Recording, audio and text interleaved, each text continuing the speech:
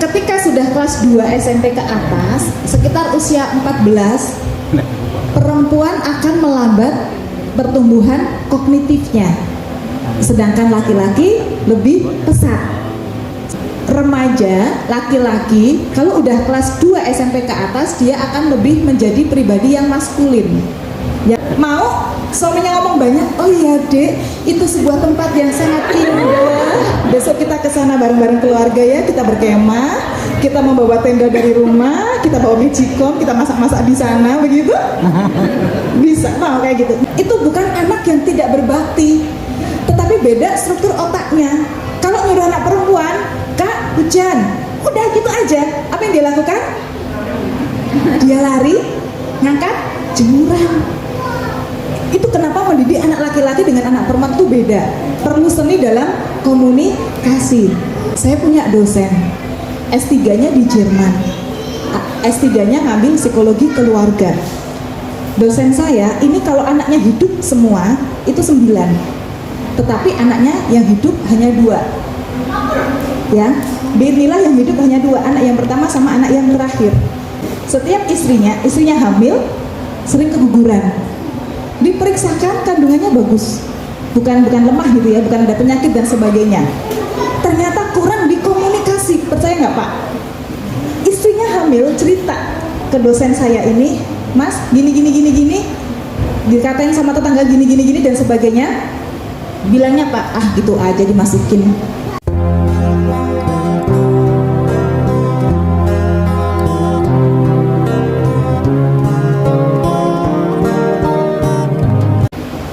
Ini yang sedang terjadi pada remaja kita. Mereka mulai tertarik pada lawan jenisnya, mulai menaksir, merasa dirinya sudah dewasa sehingga enggan dinasehati atau diajak bicara orang tuanya. Lebih suka berkumpul dengan teman sebayanya daripada dengan orang tuanya. Ini yang dialami sekarang. Ada di sini anak yang jatuh cinta kemudian cerita sama orang tuanya? Ada? Ada?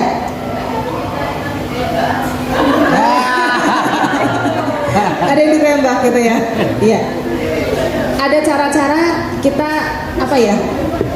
Kita bisa menanyakan sih sebenarnya apakah anak kita sudah masuk ke sedang begini atau tidak, sedang tertarik dengan lawan jenis. Ini sudah saya lakukan sejak anak-anak SD. Tanyanya gimana? Kalau pengen tahu anaknya sudah tertarik dengan lawan jenis, tanyanya gimana? Gimana? Mbak, ada cowok yang disukai nggak? Kira-kira mau jawab nggak? Ya. Terus tanyanya gimana biar dia mau jawab? Jawab nggak waktu itu? Wah, Masya Allah, jawab. Berarti bagus hubungan dengan ibunya. Jawabnya gimana? Ada mungkin, tapi kan cuma temen.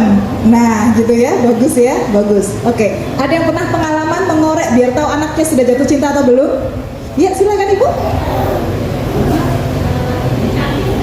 Mas, itu cantik nggak? Iya. Ini untuk menunjukkan dia apakah normal apa tidak.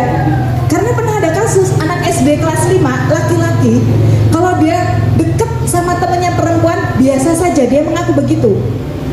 Tapi begitu anak laki-laki ini dekat dengan perempuan anak laki-laki ini dekat dengan teman laki-lakinya, dia bilang, aku deg-degan. Ada di Purworejo, ada, udah diterapi ya, tapi sudah diterapi dan akhirnya sembuh, bismillah atas izin Allah. Kenapa dia begitu? Kenapa dia lebih deg-degan melihat teman laki-lakinya ketika dia dekat dengan teman laki-lakinya, padahal dia juga laki-laki kelas 5 SD? Pengen tahu nggak kenapa? Pengen, karena orang tuanya suka mengumbar aurat full di rumah. Jadi pakaiannya sangat minim. Anak itu menjadi tidak tertarik lagi pada perempuan dan dia lebih lebih merasakan ketertarikan dengan sesama jenis. Ternyata begini, ini kepola asuh juga ya. Kepola asuh juga. Ya. Anak ya betul. Tadi bisa salah satu contoh. Kalau di kelasmu paling cakep siapa? Oh ini. Kenapa dia cakep? Karena perempuan kalau lihat laki-laki yang cakep itu yang dilihat apanya? fisiknya atau kenyamanannya? Kalau laki-laki lebih ke fisik, itu kesan pertama biasanya begitu. Tapi laki-laki kalau sudah tidak kesan pertama akan lebih mengedepankan kenyamanan. Itu makanya ada yang namanya pelakor ya, karena dia bisa memberikan kenyamanan. Soalnya hanya bertugas saat itu juga, tidak mempersiapkan, hanya tidak kayak kelambi nih, nyapok kayak apa dan sebagainya, begitu ya. Nah, laki-laki kesan pertamanya pada penampilan fisik. Biasanya anak perempuan juga begitu. Kemudian anak-anak remaja ini menyukai laki-laki itu biasanya karena dia berprestasi, adanya bagus. Biasanya gitu kan? Apanya lagi biasanya yang disampaikan? Kenapa suka sama itu? Dia bagus kalau adzan, dia bagus kalau mimpin upacara, dia bagus kalau di pramuka itu mempesona gitu ya. Ini anak saya karena pramuka ya, anak saya suka pramuka, dia mempesona begitu. Apakah langsung dikebiri? Itu haram hukumnya, tidak boleh. Kamu sudah balik, kamu tidak boleh maju, harus menjaga pandangan. Kalau tidak, dosa kita tanggung sendiri. Ibu gak tanggung jawab. Yang penting ibu sudah ngasih tahu. Begitu? Tidak, tentunya tidak. Oh ya, ada yang lawan jenis, ada yang menarik perhatianmu. Berarti kamu normal. Tetapi kita mesti mengendalikan diri karena ada batasannya. Kalau ini ya, ini ngomong sama anak remaja perempuan. Dulu sebelum anak saya tak masukin ke pondok, saya ajak jalan-jalan dulu ke pantai, dan saya di sana menemukan beberapa pasang lesbi. Karena sekarang gini, sekarang jargon di media sosial, nggak homo, nggak keren. Mengikuti nggak? Yang lagi tren remaja sekarang itu, ikutin nggak? Nggak homo, nggak keren loh. Kita jangan berpikir, oke, kita generasi milenial yang banyak menggunakan Facebook daripada TikTok.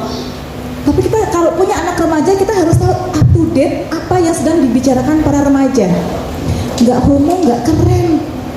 Ini makanya bekal agar anak kita tidak masuk ke dalam LGBT gitu ya. Kita harus bekali mereka. Anak saya sajak ke pantai itu mengarah ke, saya nggak berani, itu lesbi lihat lesbi kayak gitu, nggak. Itu mengarah perilaku lesbi, itu mengarah. Saya bilang begitu, ya. Kalau itu dia hanya berteman biasa, perempuan dengan perempuan, tapi dia masih wajar. Tapi kalau itu dengan bahasa tubuh seperti itu, hati-hati. Kenapa? Karena tidak sedikit anak-anak di pesantren, mohon maaf, yang dia juga melakukan hubungan sesama jenis. Bahkan di pesantren yang anaknya sudah hafal 27 juz, itu sengaja melakukan hubungan sesama jenis dengan temannya.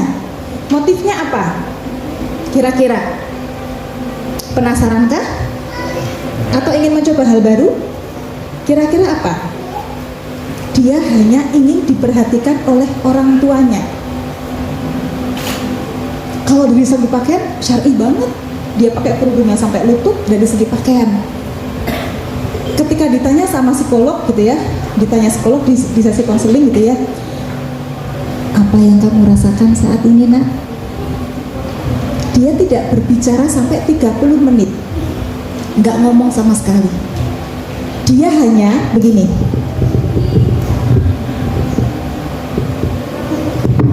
Selama sesi konseling dia hanya begini.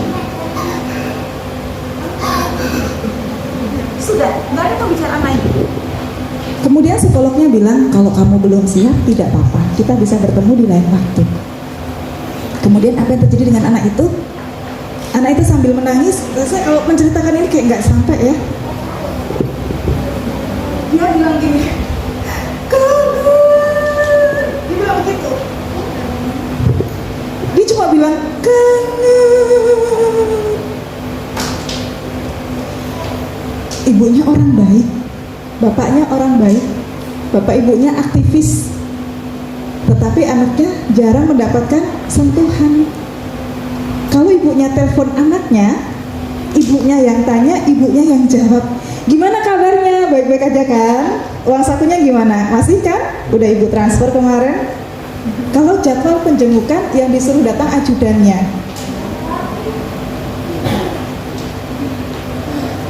Itu anak SMP. Hafal saat itu 27 juz. Dia sengaja melakukan itu hanya ingin biar diperhatikan oleh orang tuanya. dia kehabisan ide. Dengan cara apa lagi orang tuaku tuh bisa peduli sama aku? Maka saya harus membuat kesalahan yang besar biar orang tuaku tuh kesini, biar orang tua saya tuh memeluk saya. Saya ketika mendampingi anak di LP anak gitu ya, di Kuto Arjo situ, kasus pembunuhan dan sebagainya gitu ya, anaknya masih kecil, tingginya masih tinggian saya gitu ya, saya peluk. Yang perempuan ada yang mau ibu peluk, saya begitu. Kemudian mereka membuat kereta, saya peluk mereka satu persatu karena waktunya sudah ada gitu ya. Terus saya bahasa tubuh saya agak gini kan gitu ya, agak saya dorong wis gitu ya. Tapi dia nggak mau. Dia bilang, saya kangen dipeluk bu, saya nggak pernah dipeluk sama ibu saya. Dia anak orang terkaya di kabupaten tertentu, bla bla bla. Saya langsung ketahuan nanti kalau saya bilang kabupaten mana. Terkaya nomor 2 di sebuah kabupaten di Jawa Tengah. Tapi dia kangen untuk dipeluk orang tuanya. Terus saya elus, karena dia perempuan, saya elus punggungnya. Kalau anak laki-laki yang dielus pundaknya, kalau anak perempuan punggungnya. Karena dia perempuan, saya elus punggungnya. Saya bilang ke dia, saya percaya kamu bisa jadi orang baik. Saya percaya kamu bisa jadi orang baik. Menguatkan nggak? Menguatkan. Cuma kadang-kadang kita itu karpe, maunya kita tuh memberikan motivasi ke anak, tetapi ternyata motivasi yang kita berikan itu toksik. Ternyata ada loh toxic motivation. Mereka ini memberi motivasi tetapi itu malah membuat anak itu malah nggak nyaman gitu ya. Kamu pasti bisa, ayo semangat. Saya nggak suka digitukan sama suami saya. Saya bilang, saya nggak suka dibilang semangat ya gitu, saya nggak suka. Saya loh ya, sayanya kalau orang lain saya nggak tahu kan, perasaan kita beda-beda ya, sensasi kita beda-beda. Suami saya bilang, aku ngomongnya gimana biar kamu lebih semangat gitu ya, sukses ya hari ini gitu. Saya lebih suka begitu. Insya Allah istriku bisa menjalani dengan baik. Saya lebih suka begitu. Jadi suami saya ikutin kata-kata saya begitu. Tadi pagi juga begitu. Dek, mobilnya wis tak siapke, wis tak panasi, laptopnya tak lebokke nang tas, dompetnya wis mlebu, chargernya wis mlebu, buku-bukunya wis mlebu, dan sebagainya gitu ya. Ada yang kurang, dicek lagi. Saya bilang, makasih suamiku, iya ini buat istriku gitu. Tapi saya nggak suka orang dia apa-apa, kayak radionya popo, tiba-tiba suami saya bilang semangat ya.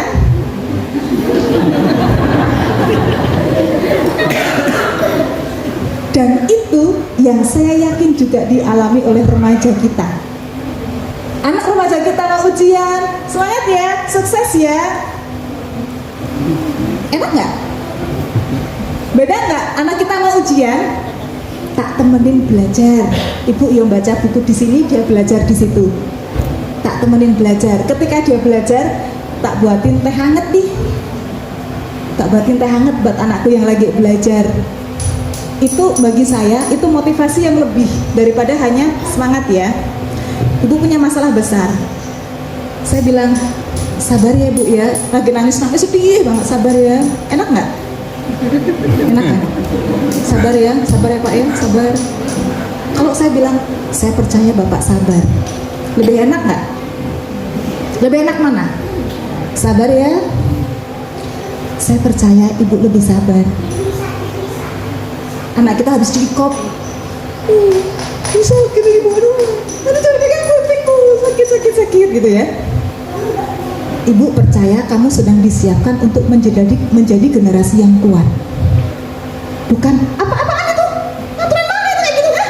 KDRT itu namanya, bisa dilaporkan itu, melanggar gini dan sebagainya. Itu menambah luka dia. Meskipun kita tidak sepakat, misalnya kita tidak sepakat apa yang terjadi pada dia, tetapi jangan dibelesek-beleseknya tambah dia menjadi pembangkang. Kenapa? Karena anak remaja itu karakternya adalah sedang masa-masanya membangkang kepada pihak otoriter, guru, orang tua, pemerintah dan sebagainya. Itu karakter remaja. Nah, kok sampai di situ ya? Dirinya sendiri sudah dewasa sehingga enggan dinasehati atau diajak bicara orang tuanya, lebih suka berkumpul dengan teman sebayanya daripada dengan orang tuanya. Begini yang terjadi. Anak perempuannya tidak nyaman berbicara dengan orang tuanya? Enggak. Saya kemarin komunikasi dengan anak saya yang di sini, laki-laki, ya. Dipesenin tidak banyak cerita ke orang tua. Begitu. Saya sampaikan, oke. Yang semuanya yang berbau aib tentang sekolahan nggak usah cerita, nggak apa-apa. Tapi kalau kamu bingung mau berbuat apa, kamu bingung harus bagaimana, kamu boleh menceritakan kronologisnya. Saya sampaikan ke dia, ada gibah yang dibolehin. Loh, gibah kok dibolehin? Ada. Gibah untuk mencari keadilan, gibah untuk menentukan syariat, gibah untuk mencari perlindungan, gibah untuk mencari keselamatan. Tapi kalau gibah hanya sekedar untuk mencari kesalahan orang lain, itu nggak boleh, kamu nggak usah cerita. Kamu sudah dewasa. Saya bilang kamu sudah balik ya, anak saya sudah balik. Tapi kalau kamu bingung, memang harus diceritakan kronologisnya. Oke. Ada yang dibingungkan terhadap kondisi di sekolah? Enggak, sudah bisa mengatasi. Mantuk-mantuk karena dia laki-laki tidak banyak ngomong. Dulu sebelum dia masuk sini, saya lihatkan video-video bullying. Teman-teman pondok pesantren bullying. Saya kan punya video-video kayak gitu. Wih, serem banget. Tujuannya apa? Tidak untuk menakut-nakuti. Ini nanti membangun mindset dia kenapa dia masuk pondok. Jadi tidak merasa dibuang. Ini video bully. Kalau kamu melihat seperti ini, apa yang kamu lakukan? Kalau kamu yang melihat, kan yang melihat nanti beda lagi sama yang melakukan, sama lagi yang menjadi korban. Kalau korban namanya apa ya? Pelakunya namanya bullies. Korban victim bullies. Nanti ada juga yang hanya melihat, dan itu bisa berdampak psikologi juga, berdampak pada kejiwaannya. Kalau kamu sebatas melihat, dia saya ajak diskusi sepanjang lebar, intinya gitu ya. Oke, betul yang kamu lakukan. Kalau kamu yang menjadi korban, apa yang kamu lakukan, gitu ya. Kalau temanmu dekat yang seperti itu, apa yang kamu lakukan? Ini sudah saya sangoni sejak dia masih SD. Kemudian apa yang kamu lakukan kalau kamu jatuh cinta? Ini sudah saya persiapkan sejak dia SD. Jadi ibarat kemarin SMP di sini, baliknya dia sudah SMP, sudah mimpi indah nak. Kayaknya sudah, saya gitu ya, kayaknya gitu ya. Prediksi saya dia, saya bilang ke suami saya, iki anak Edi sekitar Desember, telat-telatnya Januari wis balik mas, saya gitu. Diperbanyak komunikasinya. Prediksi saya begitu, ternyata betul Desember akhir anak saya balik. Pas dia balik tinggal bilang, selamat ya, kamu sudah balik, kamu sudah melewati masa. Nek di Islam kan remaja itu kalau udah balik ya, kamu sudah melewati, meskipun teorinya tadi remaja umur sekian gitu ya, kamu sudah melewati masa anak, nah sekarang kamu sudah masa balik, selamat ya. Karena dia laki-laki, saya kalau mencium dia saya izin. Disun mau nggak? Anak laki-laki sudah kamu dicium biasanya ya, biasanya. Tetapi untuk menghormati dia, saya sampaikan begitu. Ini cara, bagi saya, ini cara elegan perempuan memperlakukan laki-laki. Biar apa? Biar dia juga bisa elegan memperlakukan perempuan. Outputnya ketika saya gotong-gotong berat mindahin buku, dia bilang, aku aja pun itu berat.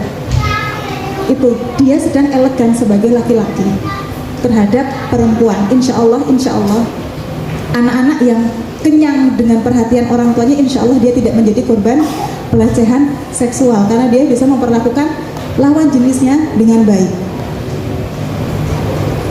Oke, termasuk merespon hubungan percintaan. Kalau komunikasi dengan bapak ibunya bagus, dia suka dengan lawan jenis, dia tahu batasan-batasannya. Insya Allah akan begitu, karena apa? Dia diperlakukan dengan baik juga sama lawan jenisnya di rumah.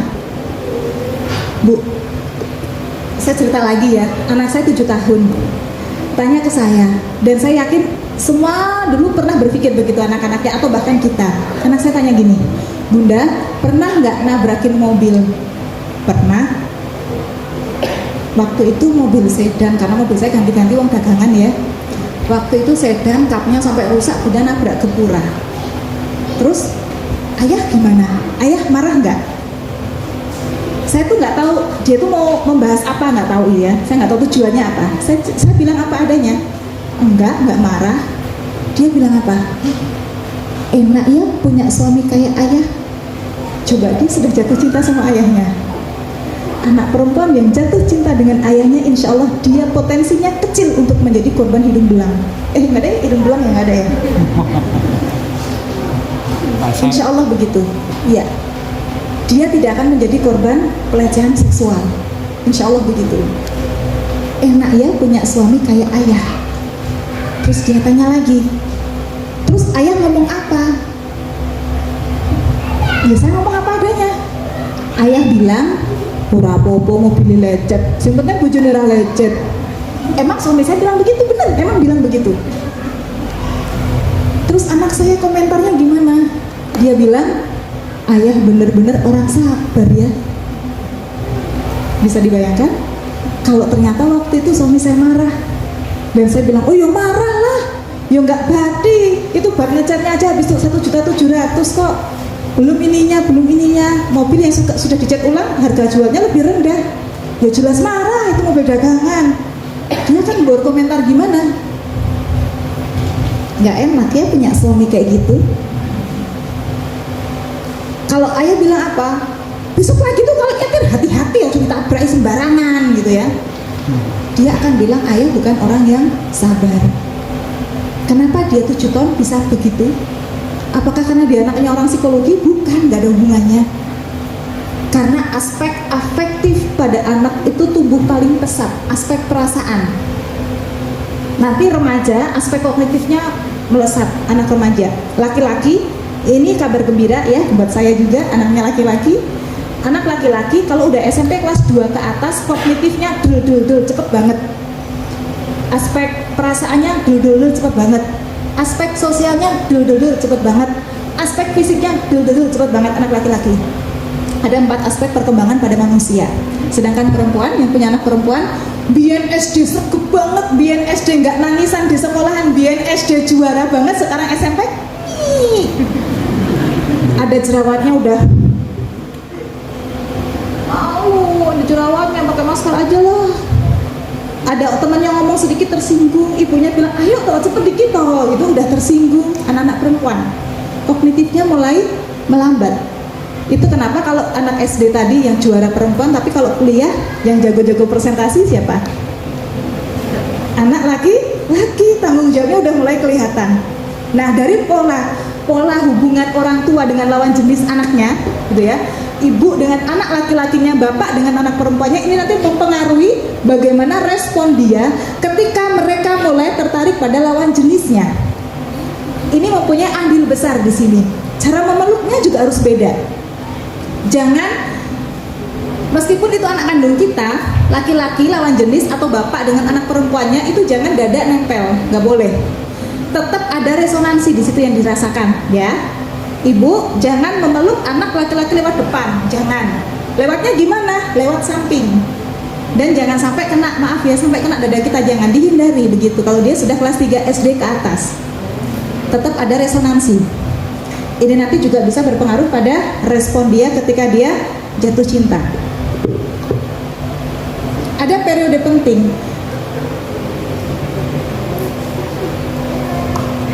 Ya. Next.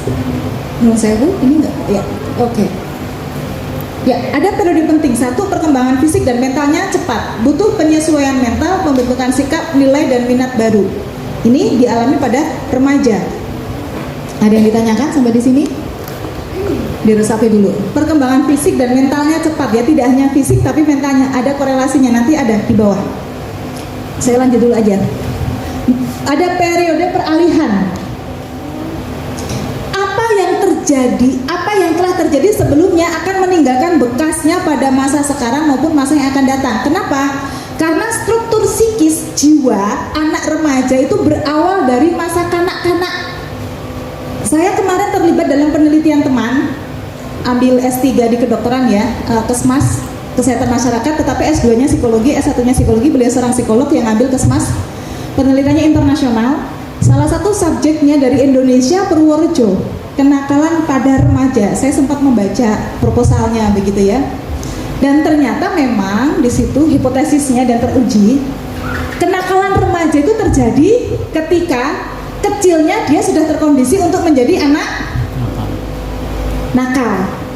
Jadi tidak SMP tiba-tiba anak saya masuk di SMPT langsung ting nakal gitu, enggak. Tetapi itu berproses dari bagaimana dia TK maupun dia SD-nya. Di situ saya sudah melakukan survei di Purworejo, di SD negeri dan di SD swasta. Saya imbangi ya, SD negeri dan SD swasta di Kabupaten Purworejo. Ternyata mereka pertama kali mengakses pornografi sejak kelas 1 SD. Subjek yang saya ambil kelas 5 dan kelas 6 SD. Dan hasilnya mengejutkan. Apa yang kamu lakukan saat itu? Apa yang kamu rasakan? Begitu. Mereka sudah lihai. Saya tuh malah tahu dari mereka, ngeres banget kalau dibicarakan, ngeres banget. Terus gimana cara melakukannya? Menggunakan roti. Itu jawaban anak SD kelas 5 di Purworejo. Saya nggak bisa membayangkan pakai roti dan sebagainya, tapi mereka sudah bisa begitu. Dan itu terjadi ketika mereka di usia TK. Kapan kamu melihat itu? Dengan siapa kamu melihat? Apa yang kamu rasakan? Pertanyaan saya begitu. Rata-rata kelas 1, kelas 2, kelas 3. Jarang ya. Apakah kamu butuh bantuan? Pertanyaan saya yang terakhir, apakah kamu butuh bantuan? Dia bilang, ada yang bilang, saya kalau sekolah nggak lihat itu nggak nyaman, intinya begitu, harus melihat itu dulu. Sulit untuk menghentikan, pengen lihat dan pengen terus lihat. Anak SD kelas 5, tidak jauh dari kita, itu mempengaruhi remaja kita, sangat ada hubungannya dengan masa SD-nya maupun masa TK-nya, sangat berhubungan. Nah, periode perubahan nih, kita amati di sini. Kalau yang tahu ustadz-ustadzahnya, yang tahu ya, karena ngedep ada pembandingnya. Jika perubahan fisik pesat, maka perubahan perilaku dan sikap juga pesat. Apalagi yang baliknya itu setelah di sini. Kita hampir, untung ada jenguk ya, sebulan sekali ya, kita bisa mengamati. Neni nek baliknya sejak SD, masih SD, udah tinggi-tinggi, udah balik gitu mah pesat ya, memang ya badannya langsung bongsor gitu ya. Tapi kalau baliknya di sini kayak kasus saya, anak saya baliknya di sini ya, taunya sekarang udah gede lagi. Makanya setiap saya kunjungan pasti saya foto jejer untuk mengetahui foto bulan Desember, foto Januari, foto Februari, tingginya seberapa, dan ternyata sangat pesat. Itu akan berpengaruh pada sikap dan perilakunya. Gini ya, oke? Ini ada masa perubahan. Kemudian faktor-faktor yang mempengaruhi perkembangan anak remaja kita ada 3. Orang tua.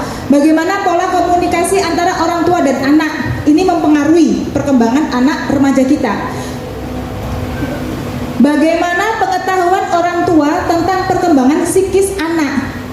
Jadi memang terdidik dulu sebelum mendidik. Makanya ada kelas orang tua, keren banget di sini. Kita harus tahu perkembangan psikis anak. Ini bukunya segini, kalau mau disampaikan semua saya mau ringkes nggak bisa, seringkes-ringkesnya gitu ya. Bagaimana orang tua menjadi contoh atau teladan bagi anak. Kita cenderung yang mana ini? Cara komunikasi kita yang atas atau yang bawah? Ini bukan gender mentang-mentang yang bikin perempuan, yang perempuan gitu ya. Yang mana pola komunikasi kita ketika anak berbuat salah? Ekspresi kita yang mana? Yang atas apa yang bawah? Bawah. Yang bawah. Padahal ketika seseorang itu dibentak, ketika anak itu dibentak, maka responnya adalah otak kecilnya, amigdalanya akan aktif. Apa amigdala? Otak reptil. Apa otak reptil? Otak yang mengatur tentang emosi, bagaimana respon dia terhadap bahaya. Makanya kalau reptil itu kan ada ular di balang sedikit gitu kan. Nah, ini mengaktifkan otak reptil. Anak main HP terus. Apa yang ket mau langsung bapaknya ngomong, ada tugas sudah Ustaz, DDR kemarin begitu ya. Adzan, astagfirullah, di pondok kayak orang kerja malah jalanan baik ke masjid, udah mau komat. Begitu cara komunikasinya? Gitu. Kurang lebih begitu. Saya mau praktekkan ini, sakit leher saya. Posisi persis ya, iya. Saya sudah terlatih seperti ini sejak SMP. Dulu saya tuh sama guru saya tuh sampai benci banget. Pak, kenapa antagonis lagi? Kenapa antagonis lagi? Ya, kamu antagonis. Selalu begitu ketika ikut teater gitu ya. dan menjiwai antagonis itu. Bagaimana orang tua mengajarkan agama dan nilai-nilai moral ke anaknya? Ini faktor yang mempengaruhi perkembangan anak remaja kita. Komunikasi, anak salah diomelin begitu. Oke, saya bacakan hasil surveinya.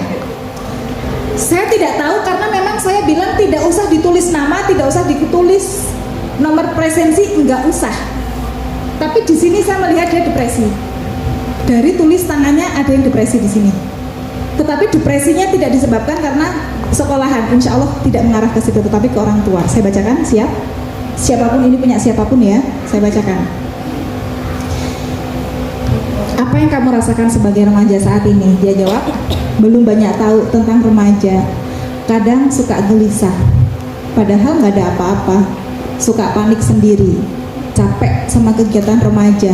Kalau lihat salah satu cowok, suka deg-degan. Semoga ini perempuan. Tapi dari karakter tulisannya dia perempuan. Apa harapanmu terhadap kedua orang tuamu? Bisa membahagiakan. Ini harapan lu ya. Berarti yang dia rasakan apa sekarang? Belum. Sudah bahagia atau belum? Belum. Bisa membahagiakan, membanggakan, bisa ngasih mahkota di akhirat nanti. Apakah kamu nyaman dengan orang tuamu? Apa alasannya? Kadang ada rasa nyaman, kadang enggak. Namanya kalau dikasih perhatian, maunya gitu, nyamannya kalau dikasih perhatian, dimanja, dilembutin. Kalau enggak, nyamannya belum deket sama ortu. Jadi jarang cerita, kadang-kadang suka main tangan, tapi biasanya karena kesalahan aku sendiri. Dia sudah mulai ada rasa cemas, sudah muncul rasa menyalahkan diri sendiri. Ini sudah muncul anak ini. Depresi banget nih, tulisannya depresi banget. Dia butuh pertolongan. Orang tua yang ideal menurutmu yang seperti apa? Dia jawab, yang jarang marah.